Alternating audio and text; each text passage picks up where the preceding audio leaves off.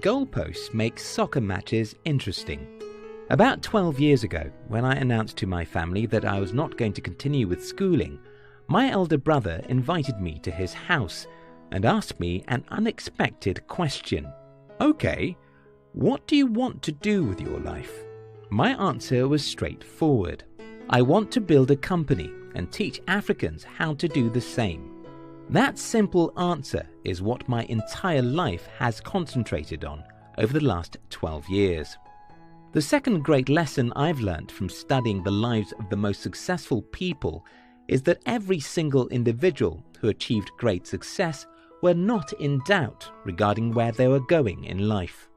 As a little boy, Steve Jobs was asked by his angry parents, "What do you want to do with your life?" The 15-year-old Jobs answered, "I want to compete with IBM." That's what Steve did with his entire life. Can you define your life in a single sentence?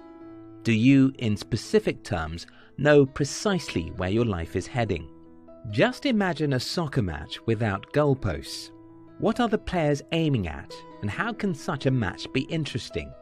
If your life doesn't have specific goalposts, your life will be boring and will end nowhere.